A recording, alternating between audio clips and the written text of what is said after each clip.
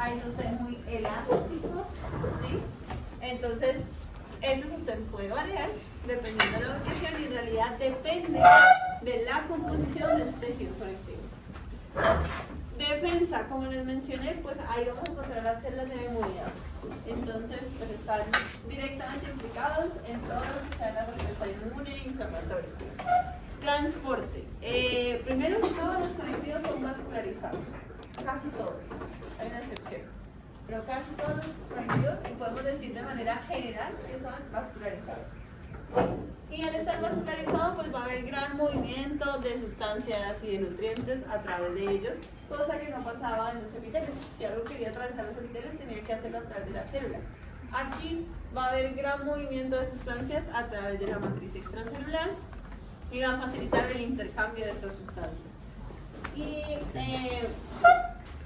también están implicados en la reparación tisular. ¿Sí? Por ahí me preguntaron que si la respuesta a la función de los miofibroblastos era cicatrización. Pues en realidad cicatrización, reparación de heridas son procesos complejos. ¿Sí? Son procesos que tienen la implicación de muchos tipos celulares, entre esos los miofibroblastos, pero no son los únicos. ¿Sí? Entonces, pues son procesos que involucran varias etapas, varios tipos celulares, pero sí, definitivamente podemos decir que los conectivos tienen que actuar. Las células del conectivo van a actuar en los procesos de reparación tisular y los componentes de la matriz extracelular son relevantes en esos procesos de cicatrización. Y vamos a tener que algunos conectivos están especializados en almacenar. Entonces, un ejemplo pues es el tejido adiposo. Es un tejido que se especializó, sus células están especializadas para almacenar lípidos. También tenemos el tejido óseo. El tejido óseo está especializado para almacenar minerales en su matriz, ¿sí? Entonces hay algunos que van a tener pues esta función de almacenar. Características generales y básicas de los conectivos. Es típica pregunta de quiz. ¿Sí? ¿Qué caracteriza o qué los caracteriza? Que son vascularizados, que son inervados, que tienen abundante matriz extracelular. Esta cantidad de matriz extracelular puede variar entre tejidos, claro. Puede haber que un conectivo tenga poca matriz extracelular, otro que tenga más, pero si comparo con un epitelio donde el espacio intercelular era mínimo, pues los conectivos van a tener significativamente más matriz extracelular. Variedad en tipo y composición celular. Cuando veíamos epitelios, veíamos que el epitelio era como una pared llena de ladrillitos que se repetían, ¿sí? En los conectivos, los tipos de células son variados. De hecho, en el epitelio tú nombrabas, no sé, célula epitelial, cúbica. En los conectivos las células tienen nombre propio. Fibroblasto, macrófago, mastocito, ¿sí? Y no están, o sea, su nombre, la nomenclatura de estas células no está dada por su morfología, ¿sí? Es una identidad por su función.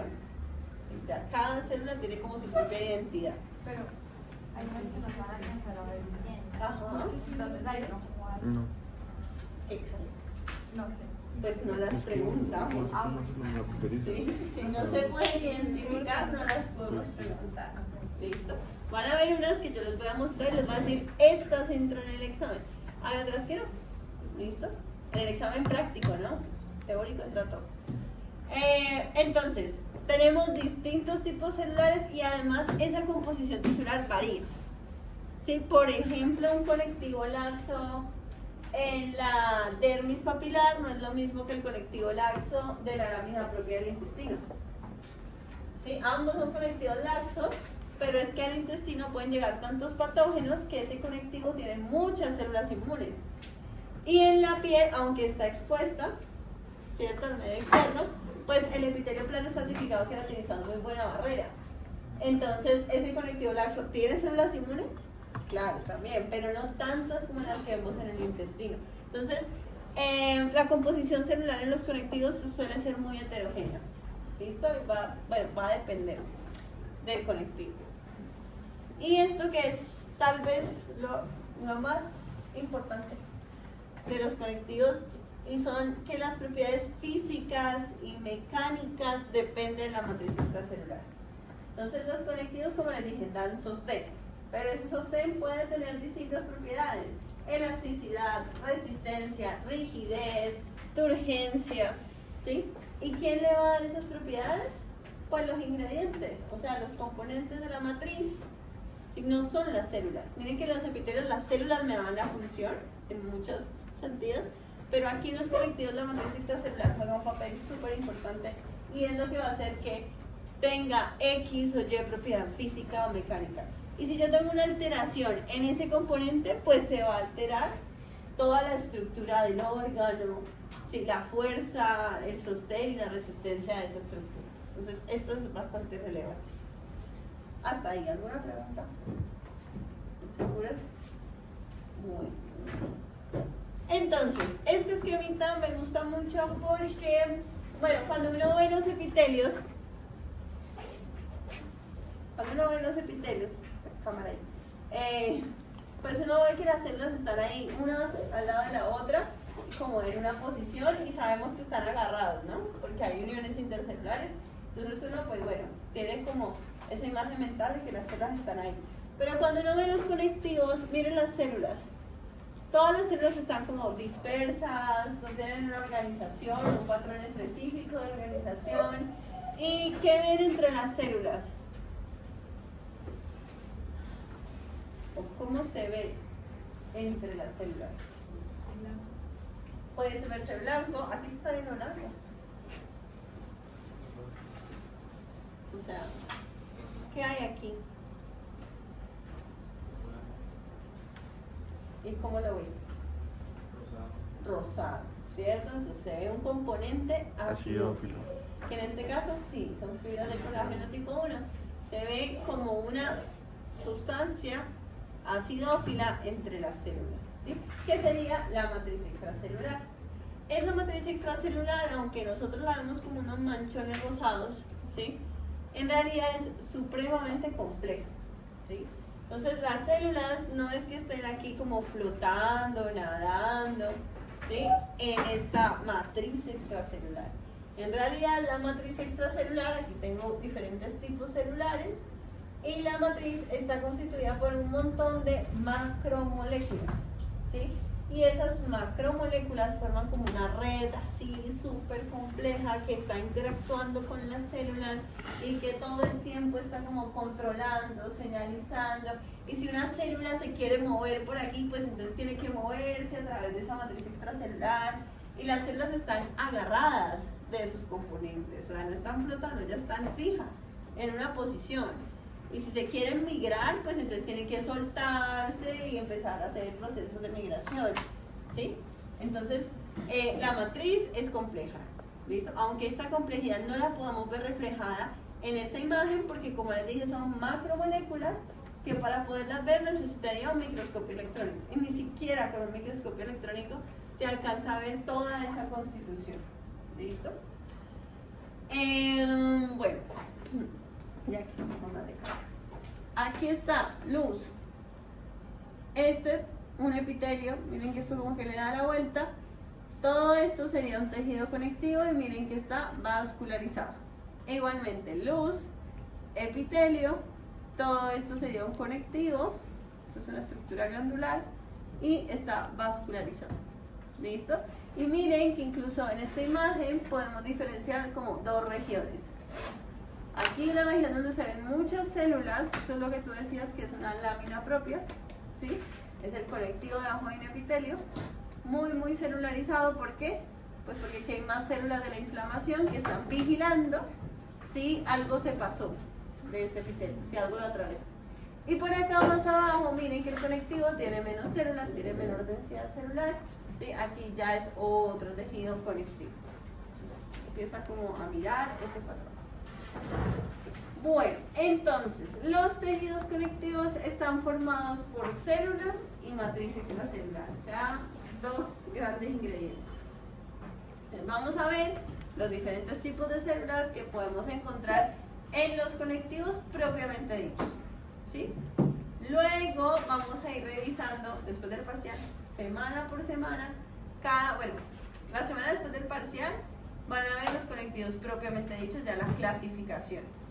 Y de ahí en adelante van a ver los conectivos especializados. cartílago, hueso, sangre. ¿Listo? Entonces, hoy vemos como de manera general las células de los conectivos propiamente dichos. Y vamos a ver la primera parte de matriz extracelular, que serían las proteínas fibrilares. ¿Listo? Dentro de las células, como les dije, hay varios tipos, hay de diferentes formas, tienen nombre propio, ¿sí? Y vamos a tener las vamos a dividir en dos grupos, residentes y migrantes. Los residentes son células que en la embriología se diferenciaron en ese sitio y ahí se establecieron como una población que ya no se va de ese órgano o de esa estructura.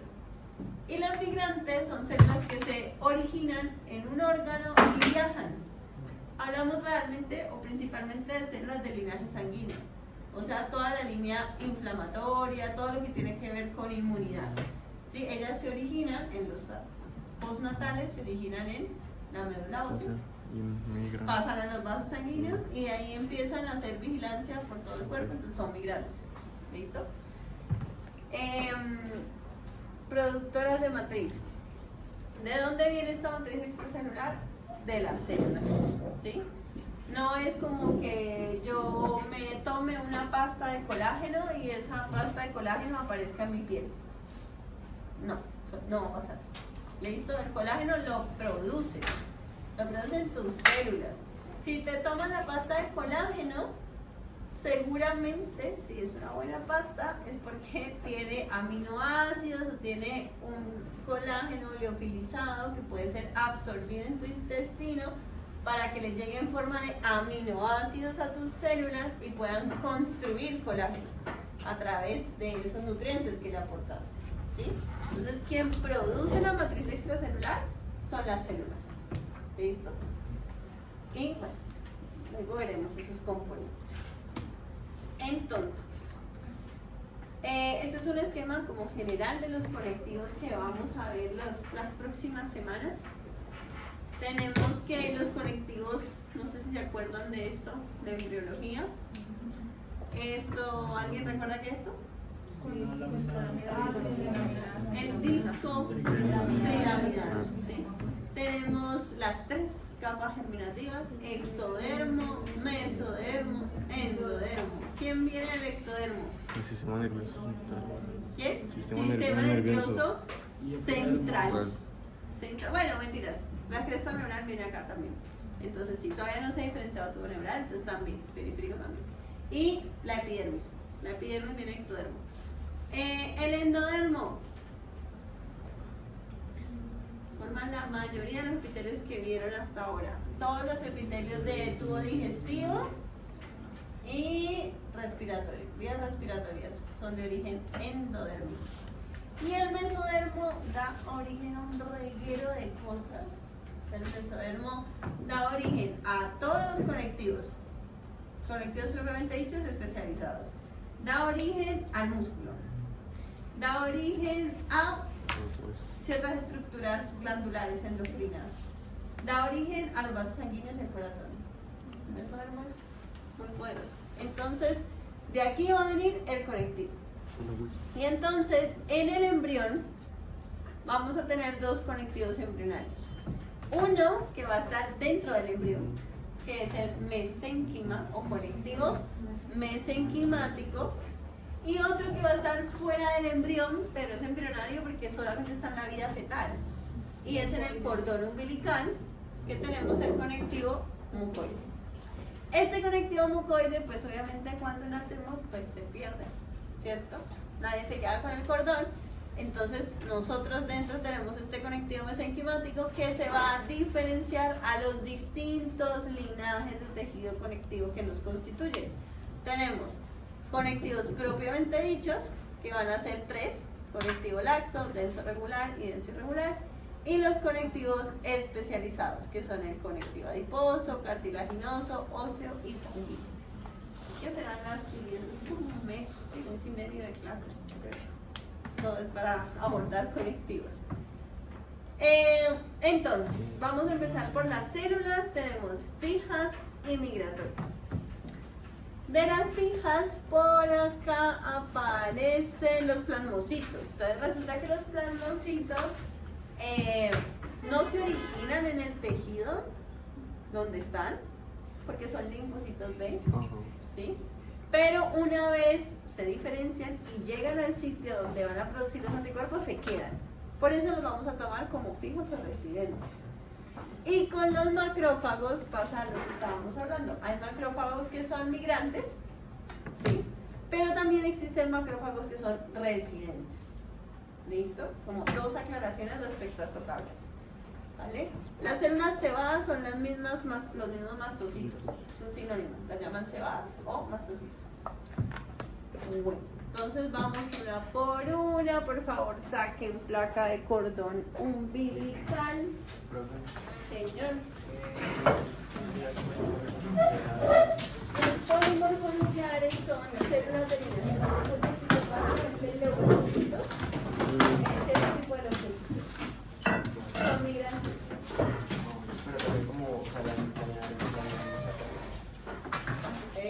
Leucocitos. Son leucocitos. Ah, acá, leucocitos. Están dentro de los leucocitos.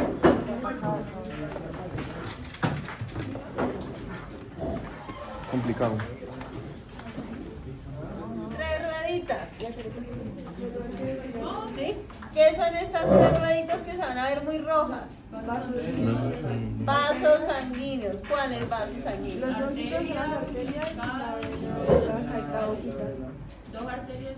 Dos arterias y una vena. Entonces las paredes de estos vasos se van a ver acidófilas. Escuchen pues. Aquí no van a buscar porque esto es músculo. O sea que las células que van a ver son células musculares. Donde van a buscar es aquí.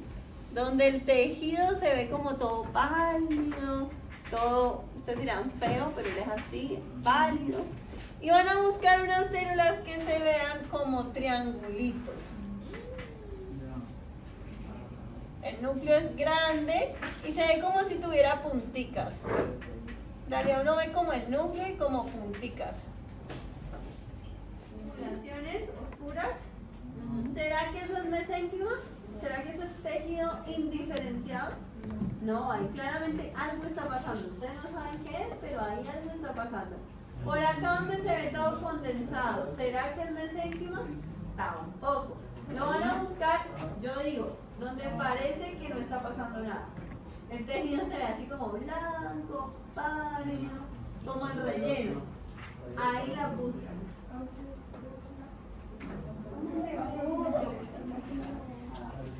Ve que es esto, tío.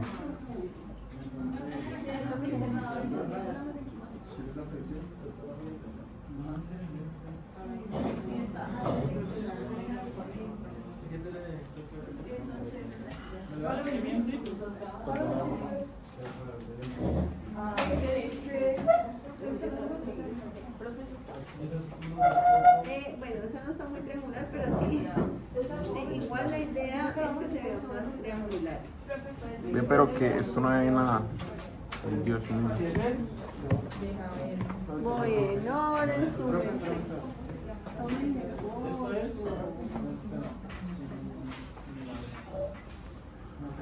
No, es una parecería muy brutal. Veo, es que es. No hay nada. se veía.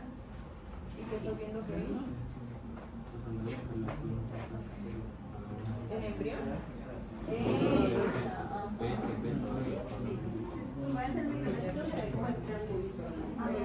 Bueno, ¿cuál es la función de esta célula? Pero estamos en teléfono. Si es una célula de un tejido indiferenciado, ¿cuál será la función? Si es una diferenciarse. Entonces es una célula madre embrionaria multipotencial que lo que va a hacer es diferenciarse a distintos linajes. ¿Qué linajes? Pues los linajes de todas las células que constituían estos tejidos, ¿sí? La célula madre mesenquimática es la célula madre de los conectivos. ¿Listo? Ahora, si esto es un tejido y decíamos que los tejidos serían células y matriz extracelular, pues aquí debe haber matriz extracelular, ¿no? ¿Quién la produce? La célula. Pues también la célula, pues es la célula que está en el tejido. La célula mesenquimática también produce ciertos componentes de la matriz embrionaria, ¿sí? Y bueno, esas serían como las funciones de esta célula. ¿Dónde la van a encontrar de nuevo? En el feto, en cordón En el umbilical. feto, en el conectivo mesenquimático y en el cordón umbilical. Siguiente célula, los que están en cordón umbilical la pueden buscar, los que están en placa de feto, ahí no, se iría a la piel, ¿sí? Y es el fibroblasto.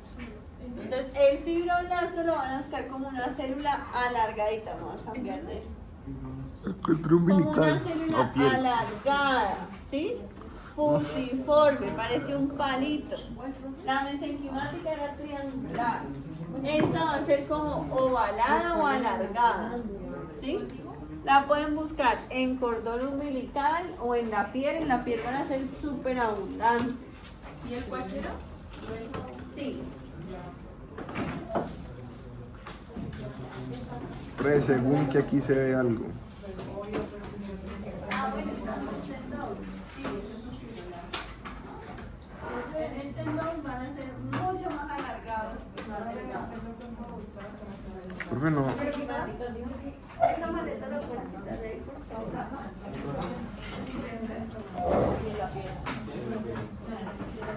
Ah, ok, pero estás ahí. No, préstame. Ah.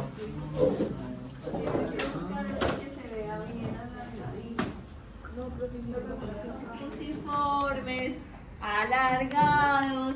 Cuando estamos en tendón, que lo estaba viendo por allá, Juana, en tendón los fibroblastos alargados. Pero no vamos a diferenciar entre fibrocitos y fibroblastos. Usted me pone el fibroblasto, está ahí. Melo. ¿Listo?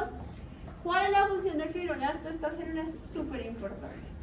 Esta célula, miren todo lo que hace. Produce matriz extracelular. Y cuando decimos matriz extracelular, es todos los componentes de la matriz extracelular es capaz de producir un fibroblasto. ¿Sí?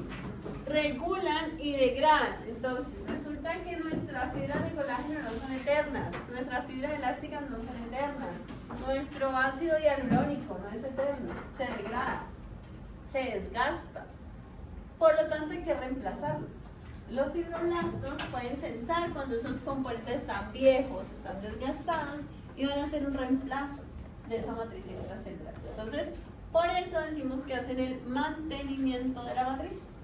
¿Sí? Están regulando, controlando que la casa esté bien. ¿Listo? Y están todo el tiempo censando eso. Además, los fibroblastos tienen algo que es un potencial de diferenciación. Yo les dije que la célula mesenquimática era la célula madre, ¿cierto? Multipotencial. Bueno, voy a aclarar esto porque antes me lo han preguntado. ¿A qué me refiero con multipotencial? Que se pueden diferenciar, pero ojo, no es totipotente. Totipotente es un término que se usa para células que son capaces de diferenciarse a cualquier cosa. ¿Han escuchado los teratomas? ¿Qué son? Como unas masas que les sale todo, uña, cartílago, pedazo de hueso, hasta pelo. Hasta ¿sí? Son, ¿por qué? Resulta que vienen de una célula madre que mantiene o mantuvo la totipotencialidad, ¿sí? Y empezó a generar muchos tejidos distintos. Esa totipotencialidad solo la tenemos por allá, en el disco embrionario. Cuando los tejidos se van diferenciando, van perdiendo las células esa capacidad. Es como si entraran a un camino y ya no se pudiesen devolver. La célula madre mesenquimática es una célula que está atrás en esos caminos y por eso tiene muchas opciones. Un fibroblasto ya es una célula más madura, o sea que ya tomó una ruta de diferenciación. Él no se va a poder devolver a célula madre mesenquimática, pero para ser una célula adulta diferenciada, todavía tiene cierta capacidad de diferenciación, o sea que bajo ciertos estímulos puede ser que cambie y se convierta en otro tipo celular. ¿Como cuál? Miofibroblasto. Exactamente. Entonces, la siguiente célula es el miofibroblasto. Los miofibroblastos, entonces, son células que provienen de los fibroblastos. Pero, los miofibroblastos eran Que te residentes. puedes devolver. Que Hola. si por favor me Por puedes. favor, perdón. No, no era para ti, es que por allá escuchamos. Ah, bueno. Devuélvete. ¿Hasta aquí o qué? Yo no sé. Marisabel, Estoy entonces. preguntando. Ah, antes fue quién. Listo. Pero bueno. Entonces, los miofibroblastos son células que provienen de los fibroblastos. Pregunta, ¿son residentes o migrantes? Residentes. Porque los fibroblastos en realidad son residentes. Entonces, sí. Tienen capacidad migratoria, pero dentro de la zona. Ellos no se van a salir de la piel allá y a buscar un riñón. No. Ellos se mueven en el conectivo, pero en su órgano. ¿Listo? Y son relativamente estables, no son de estar migrando, ¿sí? A menos de que ocurra algo muy especial, como una herida. El daño tisular, los fibroblastos se van a activar. Los factores inflamatorios van a reclutar fibroblastos y van a hacer que cambien su morfología y adquieran una actividad contráctil. ¿Qué necesita una célula para contraerse? ¿Qué es la contracción? Músculo. ¿No? O sea, pues, o sea, El músculo o hace sea, bueno, contracción, pero la contracción necesita- es músculo. Contraerse es contraerse, ajá. pues unirlas. Pues no sé. Retraerse. ¿Y cómo podrían poner eso en más palabras? O sea, que las células estén mucho más juntas. Se haga como más pequeña. En Venga. realidad la contracción, esa retracción de la que hablas es un cambio de forma y dices retracción porque es una disminución del tamaño. Ajá. ¿Sí? Cuando algo se contrae, Disminuye. se disminuye su tamaño, su volumen o su longitud, ¿no? En el caso del músculo, como la fibra muscular se acorta, Ujú, pues ala, ujú. ¿sí? Entonces esta célula va a requerir hacerse más pequeña, contraerse, y para eso tiene que modificar su esqueleto. Por ahí dijeron actina, ¿sí? Como componentes del citoesqueleto de las células, los filamentos de actina, los filamentos de miosina, ¿sí? Van a organizarse para que esta célula pueda empezar a hacer contracción. ¿Y esto para qué? Miren, estas líneas azules son los filamentos y estos punticos que se ven como discos serían uniones focales. ¿Recuerdan las uniones focales de los epitelios? ¿Para qué servían las uniones focales? Central parcial. Que es una adhesión focal. Mientras buscan,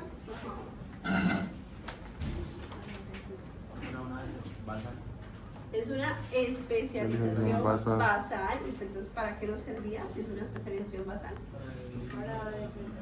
Para unir con Membrana. la que. No, membrana basal no. Sí, es con la membrana basal. ¿Para unir membrana basal con qué? Con el Con el epitelio, epitelio. con la Ah, célula bueno, sí. epitelial. Entonces, el tejido epitelial, a la célula que está en la región más basal, se une a la membrana basal, o sea, al tejido conectivo subyacente, a través, por ejemplo, de uniones focales, o también estaban los hemiosmosomas. ¿Qué pasaba con los hemiosmosomas? ¿Qué tenían de especiales? Eran muy fuertes y eran muy estables. Si esta célula va a estarse contrayendo para cerrar la herida, ¿será que va a hacer hemiosmosomas?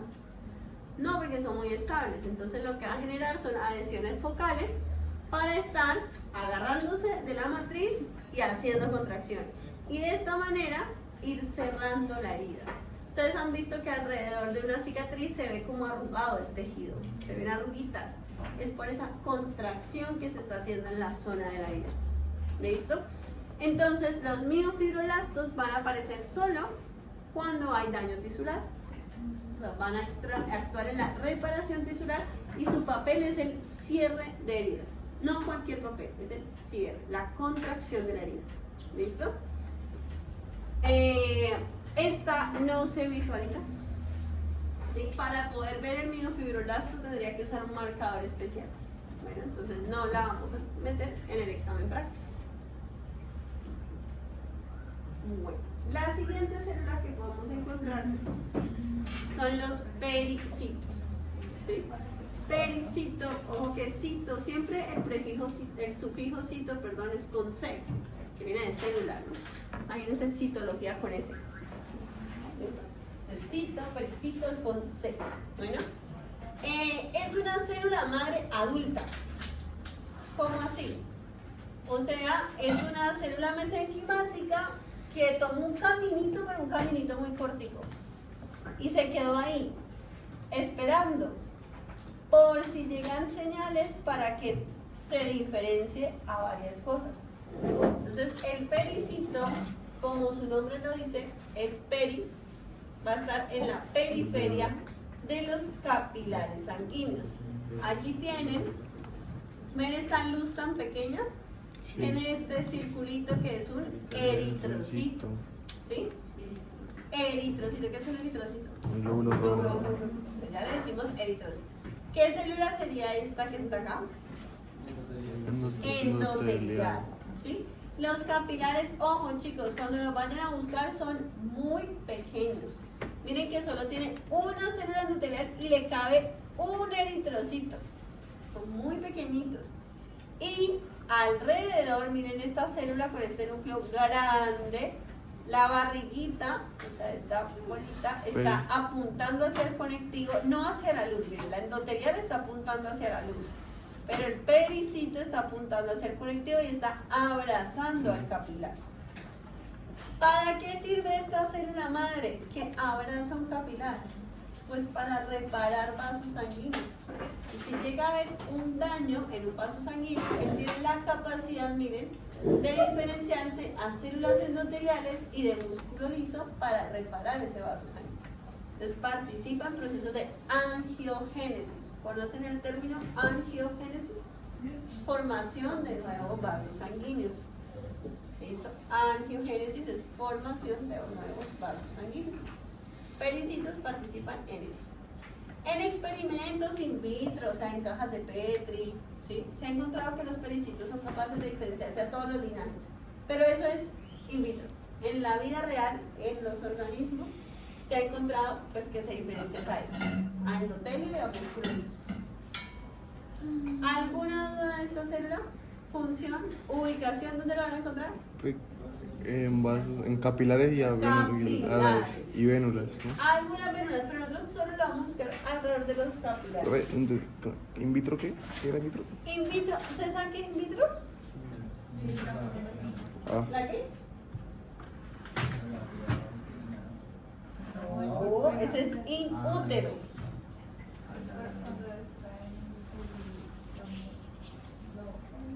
Para hacer el cigoto como pues fuera de la cavidad. Ah, bueno, eso es fertilización in vitro y sí. Ajá. Entonces, in vitro es por fuera de las condiciones del organismo. Las células son una subunidad de un organismo. sí. Cuando yo extraigo la célula del organismo, en teoría ella no puede vivir.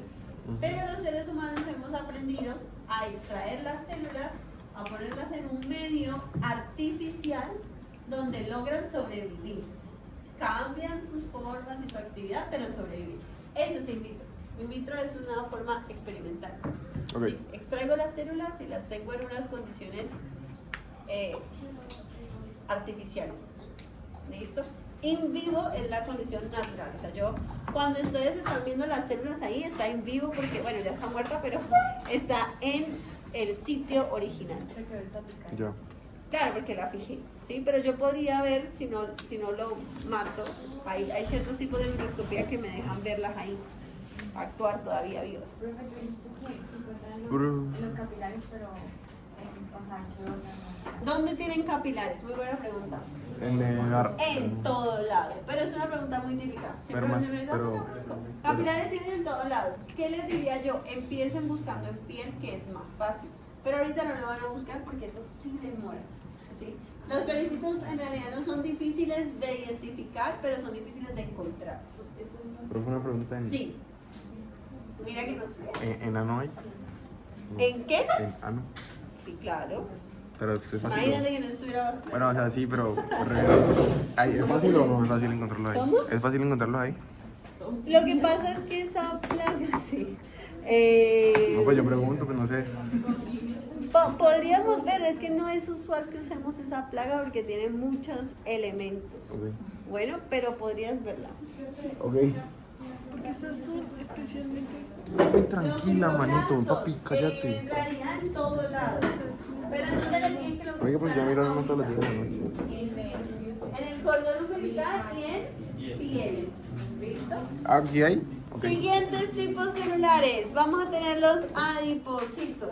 Vamos a Espera. tener adipocitos de dos tipos. Blancos o uniloculares y pardos o multiloculares. Aquí los adipocitos blancos son células, miren la morfología, son grandes, tienen el citoplasma como blanco, como vacío. Eso es porque ellos almacenan una sola gran gota de lípidos y por eso se llaman uniloculares. Producen ATP, ¿sí? O sea, almacenan lípidos y esos lípidos los convierten en ATP. ATP. En cambio, el adipocito pardo, miren la morfología. El más pequeño. ¿Tiene una sola gran gota de lípidos? No, miren, tiene un montón de gotitas y por eso se ve como espumosito. Y por eso es que se llama multilocular. También almacenan lípidos. Ojo, no producen, almacenan. Esto no es un cebocito. Almacenan lípidos. Y el pardo va con esos lípidos a producir calor. ¿Dónde vamos a encontrar el pardo? En neonatos. Ustedes tienen una placa aquí de timo. ¿Sí? Ese timo era de un individuo muy joven. ¿Sí? Entonces ahí en los neonatos hay tejido adiposo pardo. ¿Y por qué en los neonatos? Porque no sé. Porque cuando nacemos tenemos muy poca capacidad de termorregulación. O sea, muy mala idea llevar al bebé al 18. ¿Sí? Porque tienen muy mala capacidad de termorregular, tienen muy poco tejido adiposo blanco y el músculo todavía no realiza termorregulación. Entonces nacen con estos depósitos de tejido adiposo pardo para que caliente al bebé. Sobre todo va a estar asociado a la clavícula, al esternón, como protegiendo órganos vitales. ¿En adultos se puede encontrar? Sí, pero en condiciones muy extremas. O sea, nosotros no, ¿sí? Tenemos que estar viendo por allá en el polo norte, sobre todo en mujeres que tenemos menos masa muscular. Ahí han encontrado tejido adiposo pardo. Pero por eso solo lo vamos a asociar en neonatos, porque serían condiciones muy extremas para que lo tengamos en un adulto. También los adipocitos, ambos tipos de adipocitos producen hormonas. Estas hormonas las llaman adipoquinas y son súper importantes porque regulan el metabolismo celular. Antes nadie sabía que esto importaba y todo el mundo creía que los adipocitos solamente eran gordura y resulta que no.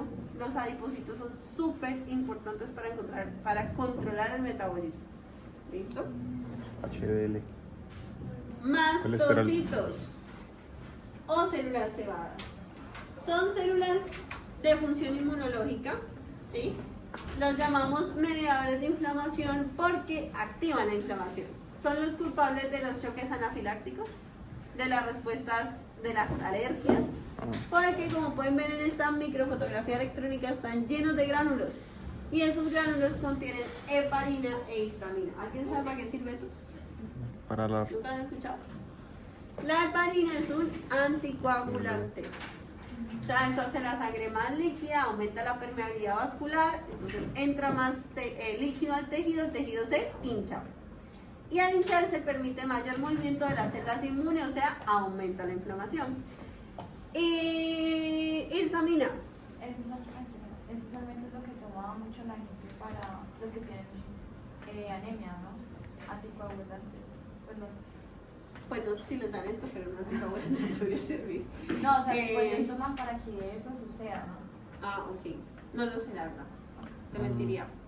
No me atrevo. Te voy a decir que sí. No sé. La histamina es un vasodilatador. ¿Y para qué vasodilato? Para relajar las uniones de los vasos y que de nuevo puedan pasar más células de la inflamación, o sea, aumentar la inflamación. Por eso esta célula, como les decía, es culpable de las respuestas alérgicas. ¿Listo? No la vemos en la práctica. No. Bueno, factores quimiotácticos. ¿Alguien sabe qué es eso? ¿Quimiotaxis? No. No, como así que quimio, cáncer. No, Marisa. Quimio es de químico, de sustancia química, No, de Marisa, molécula química. ven. Puede pasar, es una confusión real. Entonces, de molécula química. Bueno, quimiotaxis, ¿esto de taxis qué es? Tacto. No. Oh. Tiene que ver más con atracción acción, movimiento. Entonces, Está más cerca resulta yo que vos. que estas células, como les dije, ¿ustedes creen que llaman en inflamación solo para que nos curamos de un choque anafiláctico? No. El objetivo en realidad es que detectaron algo extraño, soltaron esos gránulos para que lleguen las células a atacar eso extraño que encontraron.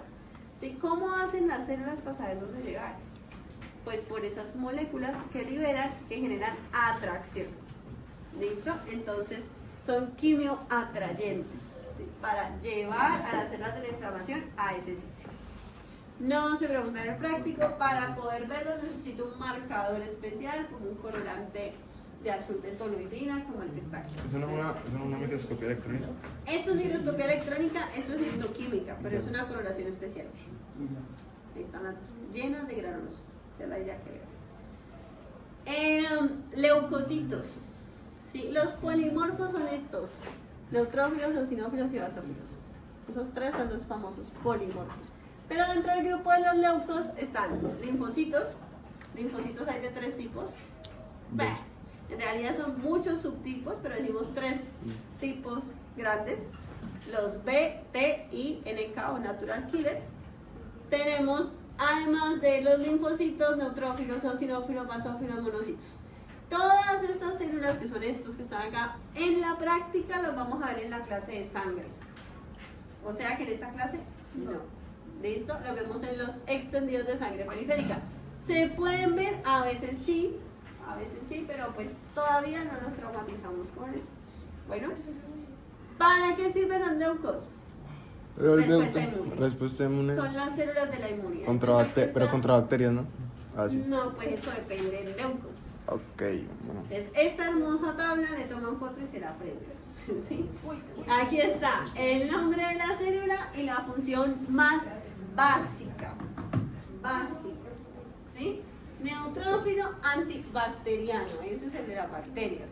Si a mí me dicen que usted tiene muchos neutrófilos, digo, infección bacteriana. Posiblemente. ¿Sí?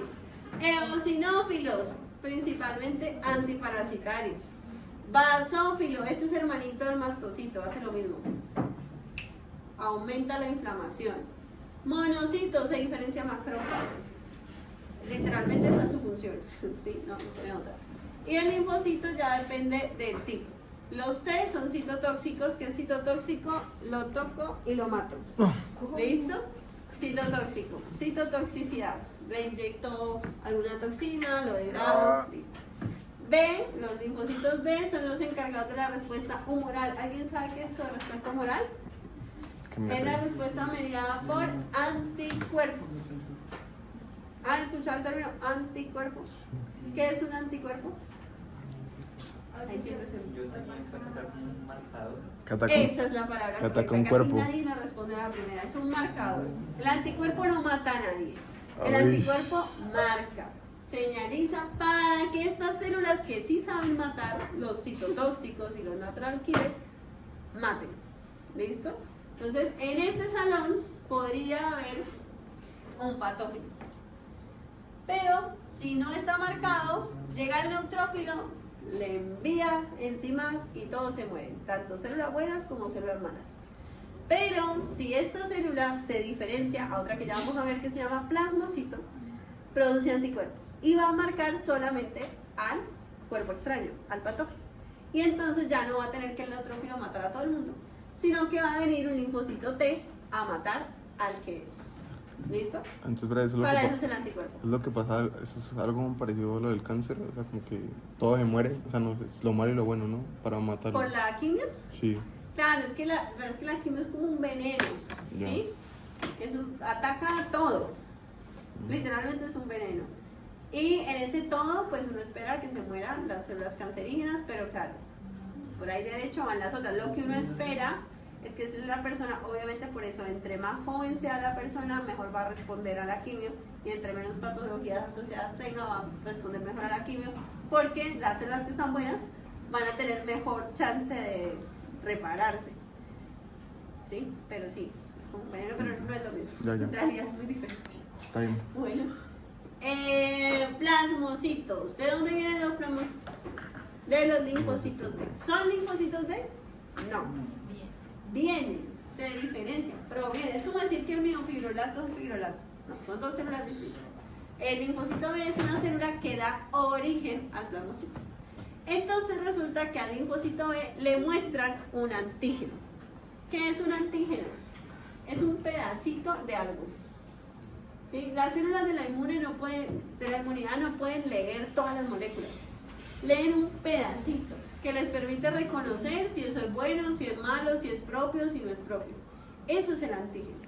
Entonces, al linfocito B le muestran ese antígeno y él dice, ok, produzcamos un anticuerpo para ese antígeno. Y ese anticuerpo es específico solo para ese antígeno. Por eso cuando usted lo vacunan para una cepa de COVID y aparece otra, pues ya no le sirve esa vacuna. Porque los anticuerpos que produjeran solo para la cepa de COVID que le mostraron a su cuerpo. ¿Listo? Estos estos plasmocitos, entonces los vamos a encontrar generalmente en todo lado, pero en los conectivos laxos, o sea, debajo de los epitelios, alrededor de las glándulas. Bonito para buscarlos en el intestino, en las vías respiratorias. Y se van a ver, pues a mí me gusta hacer esta analogía o de un aguacatico o de un huevito. Mírenlos acá, son como ovalados, tienen el núcleo redondo y hacia un lado, o sea, no es central. Tampoco me vayan a decir, el núcleo está basal porque esta célula no tiene polaridad, ¿sí? Decimos un núcleo extrínseco porque está de un lado, ¿listo? Y por eso parece un aguacatico. El citoplasma, ¿cómo lo ven? Intensamente coloreado. ¿Sí? No es pálido, es intensamente coloreado. Y aquí no se ve tan bien, pero aquí sí se ve mejor. Miren que el núcleo tiene la cromatina como muy laxa, pero con punticos. Eso también suele ser, no se ve tan bien, pero a veces suele ayudar a diferenciar. Son pequeños, chicos. Esto, más o menos para que tengan una idea, esto es una célula epitelial cilíndrica. Miren el plasmocito, es como la mitad de una célula epitelial cilíndrica. Son pequeñitos. Bueno, entonces son ovaladitos, núcleo excéntrico, parecen un huevito partido o un aguacatico. Macrófagos. Los macrófagos no los vamos a ver en práctica, ¿sí? Lo que está aquí es un monocito. Recuerdan que la función del monocito es dar origen a los macrófagos. Y los macrófagos van a encargarse de manera muy general fagocitosis. ¿De qué? De cuerpos extraños, de elementos dañados, de patógenos. Y además, los que son migrantes se encargan de esta función que se llama presentar antígenos. ¿Recuerdan que les dije que al linfocito B le presentaban un antígeno? ¿Quién lo va a hacer? Podría ser un macrófago. El macrófago, por allá, no sé, está en la piel, se encontró una cosa extraña, la fagocita y se va. Y se va, por ejemplo, a un ganglio linfático y le presenta esa molécula a un linfocito B. Y el linfocito B entonces se activa, se diferencia al plasmocito y produce el anticuerpo para ese antígeno. Esa es esta función que se llama presentar de antígeno. Para poderlos ver, necesito una tinción especial. Se ven muy bonitos en pulmón. El que los quiera buscar en pulmón, solo por curiosidad, se los puedo mostrar. Pero no se preguntan en el práctico. ¿Listo? Déjenme o recuérdenme que el jueves les muestro una tabla que no sé por qué no está aquí, de los macrófagos residentes. Es importante que para el parcial la tengan, porque dependiendo de la ubicación van a tener un nombre. Entonces les voy a decir, en el pulmón se llaman células de polvo. Sí, en el pulmón así se llaman. En la piel, pues, prácticamente les estoy dictando. En el pulmón se llaman células de polvo. En la piel se llaman histiocitos con H. Es esa tabla, compártala. Pero dice células de Langerhans. Las de Langerhans son de la piel, pero de la epidermis específicamente. ¿Sí? Están las de Langerhans, en el riñón son las de Kupffer, en el sistema nervioso central es la microglia. En el riñón no son las de... No, en el hígado, perdón. En el hígado son las de Kupffer. Sí, en el riñón son las mesangiales, pero yo creo que estén ahí. Sí, mesangiales intraglomerulares. Dentro del glomérulo. Esos son macrófagos residentes. Bueno, ¿qué hora es? Busquen muy rápidamente capilar y plasmocito. Para que terminemos con las fibras. Profe, eso no sé si- para saber qué tengo aquí. Eso es músculo. Recuerda que en la parte más roja es el vaso sanguíneo. Tienes que irte a lo que es más pálido. Eso es cordón umbilical, ¿no? Sí. O sea, En intestino, en piel también.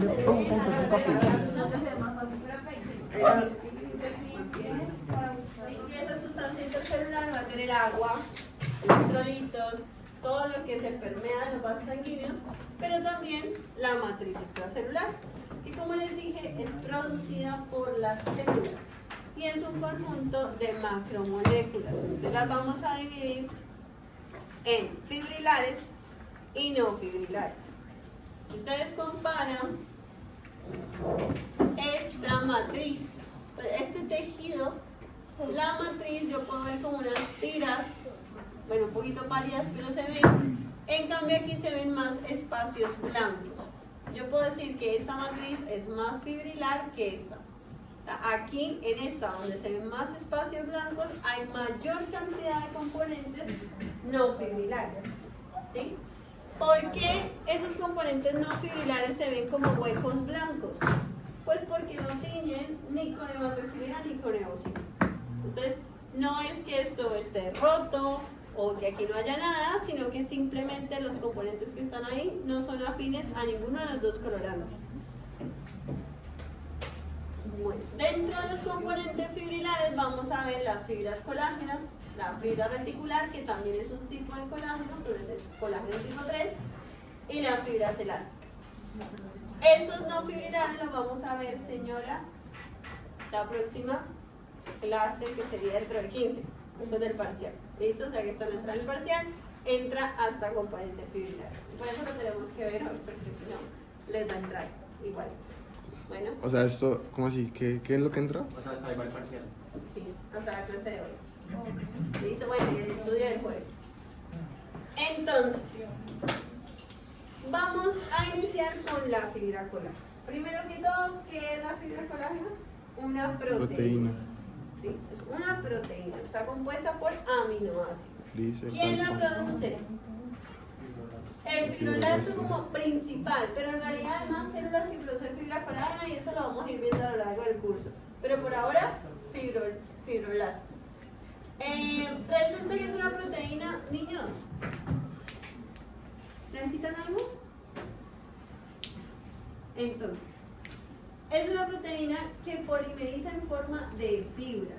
¿Sí? Las proteínas pueden tener muchas formas y conformaciones, pero lo que tienen especial los colágenos es que forman tiras y por eso se llaman fibrilares. ¿Listo? Y de particular la fibra colágena tipo 1, que es esta que está acá, forman fibras muy grandes, muy grandes, tan grandes que se pueden ver al microscopio óptico.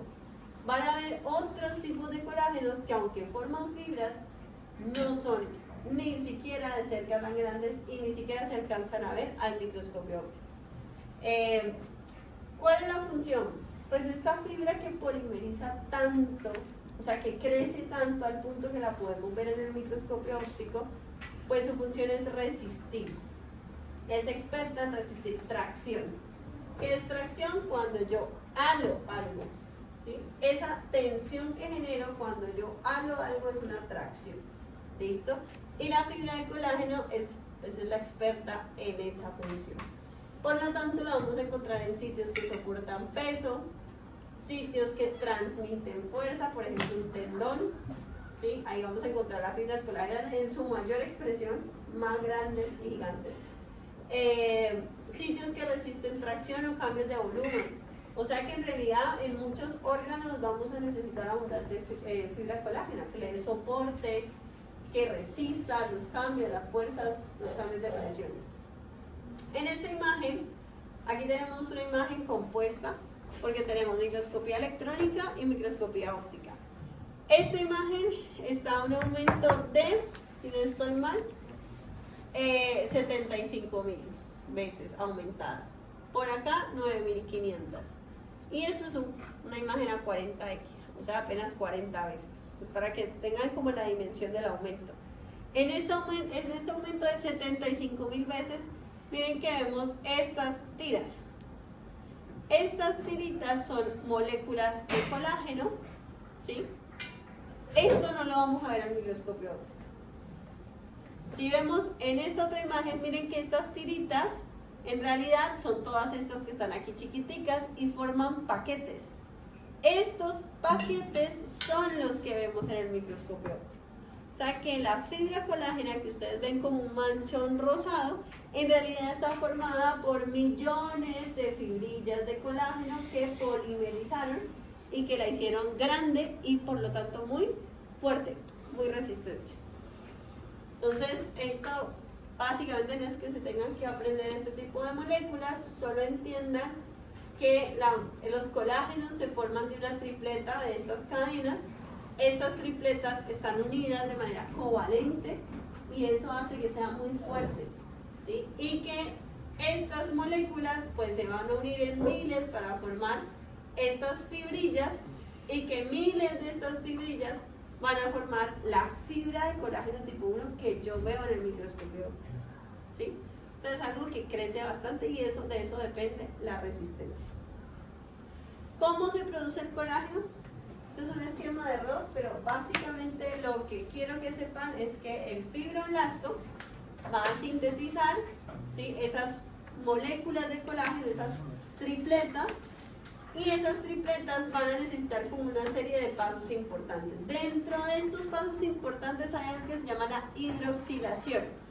De esta hidroxilación depende que se formen enlaces covalentes, ¿sí? Y esa es la resistencia del colágeno. En este paso, para que se dé la hidroxilación se requiere vitamina C, ácido ascórbico. Si yo tengo una deficiencia de vitamina C, entonces voy a producir una fibra de colágeno deficiente. Y yo tengo colágeno en todo lado, incluso en mis dientes. Entonces, en el escorbuto, donde tengo una deficiencia de vitamina C, entonces voy a tener debilidad, fragilidad ósea, fragilidad en los dientes, porque estoy produciendo un mal colágeno. ¿Cómo se arregla esto? Consumiendo vitamina C. ¿Listo? Para que se pueda dar adecuadamente este proceso. ¿Está claro eso? Como les dije, hay muchos tipos de colágeno. ¿Sí? Se creen que hay más de 200 tipos de colágeno. Yo realmente me sé, no sé, si me sé 10 creo que es mucho. ¿Sí? De los que ustedes van a ver hoy, tipo 1 y tipo 3. Luego más adelante hablaremos del tipo 2, que es del cartílago. Para allá cuando hagamos cartílago. Estos colágenos forman fibras, ¿sí? Pero dentro de estas fibras, los únicos que polimerizan lo suficiente para que lo podamos ver al microscopio óptico son el tipo 1, que es la que acabamos de ver, la rosada, y el tipo 3, que ya lo vamos a ver. Los otros colágenos, pues no se visualizan, ¿listo? Y van a cumplir diferentes funciones dependiendo del colágeno. Ustedes no se tienen que aprender los otros tipos de colágeno. Entonces hay otros colágenos, FACIT, que forman fibras, pero eso no entra para ustedes. Solo sépanlo porque va a estar en los textos. Tenemos entonces de esos dos colágenos que les dije que formaban fibras, mírenlo acá, con hematoxilina osina. Todos estos paquetes, yo les llamo así paquetes porque pues no son como tiras, tienen una forma como muy irregular, si se dan cuenta. Estos manchas, estos paquetes acidófilos, como estructura en el parcial, se la señala, preguntan estructura, usted contesta fibra de colágeno tipo 1 o fibra colágena tipo 1. ¿Listo? Se ve así, acidófila. ¿Qué células son estas? Fibroblastos. Un fibroblasto, sí señor. Por acá abajo, ¿será que esto es una tinción de hematoxilina osina? No, es una tinción especial. La tienen ustedes en su colección como hígado reticular, vaso reticular. Se llama una tinción especial para fibra reticular. Estas tiras que ustedes ven como oscuras, a veces se ven moradas, ¿sí? Muy ramificadas, miren que presentan muchas como ramificaciones y son delgadas, como estructura en el parcial ustedes contestan fibra reticular, o también pueden contestar fibra colágeno tipo 3, pero tienen que especificar el colágeno, si es tipo 1 o si es tipo 3. ¿Listo? Fibra reticular es sinónimo de colágeno tipo 3. Entonces, para esta se requiere una tinción especial porque no tiene afinidad por la hematoxilina ocina. Entonces, esta fibra reticular, ya vimos que la colágeno tipo 1 era la fuerte, resistente, grande. Esta es más bien delgada, débil, en realidad, y forma mallas. Por eso es tan ramificada. ¿Para qué sirven estas mallas? Pues para darle sostén a las células, ¿sí? A la colágena también, pero es que la fibra colágena está más especializada en la resistencia a la tracción. Si ustedes piensen, por ejemplo, en un hígado, las células del hígado, los hepatocitos están sostenidos es en fibra reticular. ¿Y cómo es un hígado? Es como un coágulo gigante. Si uno cocina, eso se desbarata, ¿sí? Entonces, ¿por qué? Porque el sostén es débil. Esa fibra no tiene un sostén fuerte, resistente. Ahora piensen en un tendón cuando usted está comiendo la carne, ¿sí? Ese gordito que es durísimo. Eso es puro colágeno, ¿sí? Puro colágeno tipo 1. Rico. Entonces, ¿para qué sirve una fibra tan débil? Pues va a servir cuando yo tengo un órgano que mueve muchas cosas como células o sustancias grandes. ¿Qué pasa en el hígado? En el hígado se producen muchas proteínas plasmáticas que son grandes y que necesitan pasar a la sangre. Si yo tuviese ahí fibras colágenas tipo 1, pues estorbarían, no me permitirían el movimiento de esas sustancias. ¿Dónde más tengo esta fibra? En órganos donde se producen células, en la médula ósea, donde se están produciendo las células de la sangre y tienen que estar migrando. En órganos linfoides, un timo, un vaso, porque entran y salen células todo el tiempo. Y si estas células necesitan migrar, la fibra colágena tipo 1 sería un estorbo, porque es muy grande. Entonces, esta fibra reticular, que es delgada, les da sostén a las células, pero también facilita que se puedan movilizar fácilmente por ese tejido, por esa región. ¿Listo? Entonces, para eso sirve la fibra reticular. Y el último componente fibrilar sería la fibra elástica. Como su nombre lo dice, pues da elasticidad. Pero ojo, esto no es un colágeno. Eso ya es otro tipo de proteína, otra conformación estructural, ya la vamos a ver. ¿Quién produce la fibra reticular? El fibroblasto también la produce.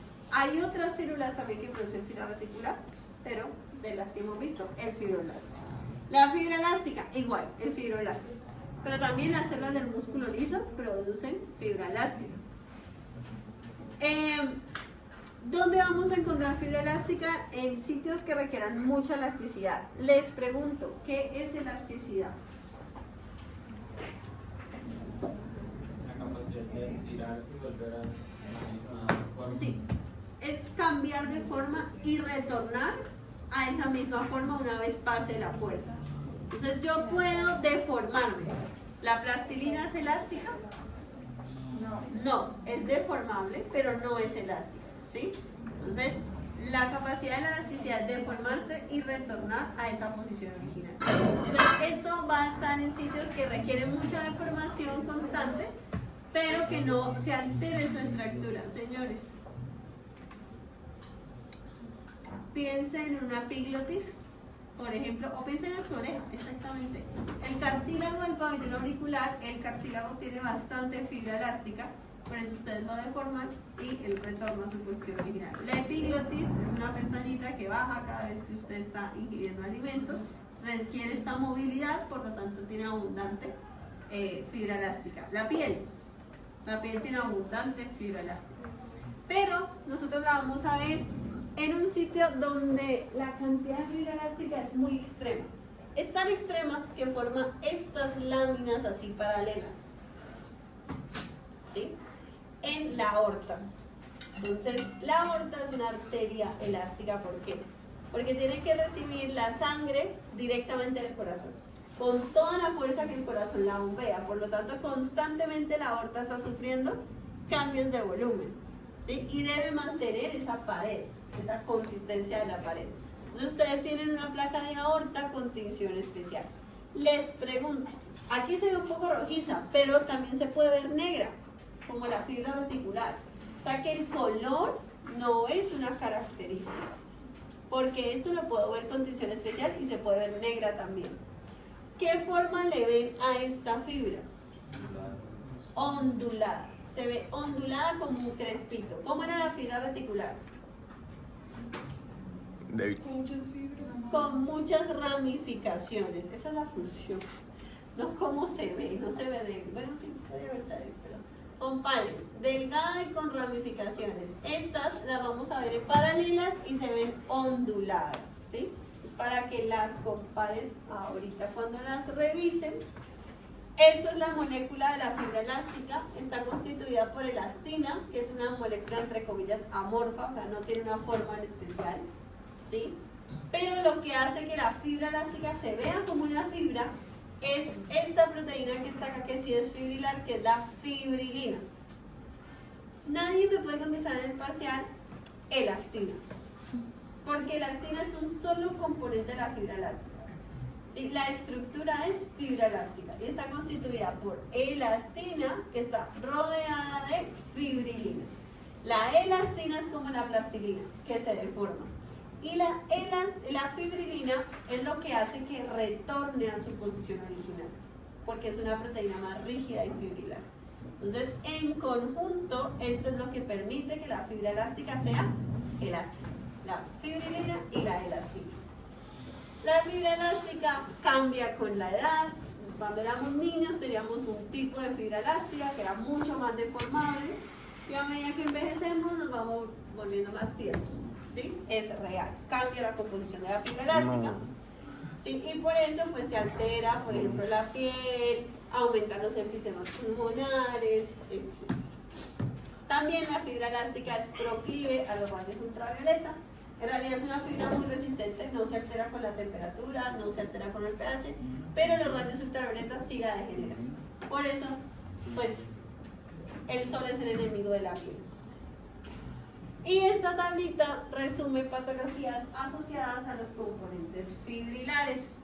Tenemos que el síndrome de Ehlers-Danlos está relacionado con una mala formación de colágeno tipo 3. Este colágeno tipo 3, como rodea, por ejemplo, vasos sanguíneos o conectivos laxos, genera fragilidad e hiperlaxitud. La osteogénesis imperfecta, no sé si han escuchado los huesos de cristal, ¿sí? Es un defecto donde se produce también un colágeno tipo 1 aberrante, ¿sí? Que no tiene las propiedades físicas, por lo tanto estas personas van a tener unos huesos súper frágiles. Una persona que se para y se fractura, se sienta y se fractura, porque el hueso tiene abundante colágeno tipo 1. Y si este colágeno tipo 1 es defectuoso, pues estos huesos, por más duros que sean, van a ser como una taza de cristal, duros pero poco resistentes. En el escorbuto ya se los mencioné. ¿Qué pasaba con el escorbuto? Deficiencia de vitamina C, por lo tanto no se formaban los grupos hidroxilo, o sea, la fibra también era una fibra mala. ¿Listo? Y en el síndrome de Marfan tenemos una alteración en la producción de fibrilina. Entonces la persona es muy deformable, tiene una hiperlaxitud. Suelen ser muy altos, muy largos, hiperlaxos, pero el problema con ellos va a tener que ver con la parte cardíaca. Todos los vasos sanguíneos van a tener unos vasos muy elásticos, por decir, muy deformables, y eso va a alterar mucho la presión sanguínea, el flujo, el movimiento de la sangre. Bueno, tienen lo que queda para que revisen lo que puedan de lo que hemos visto.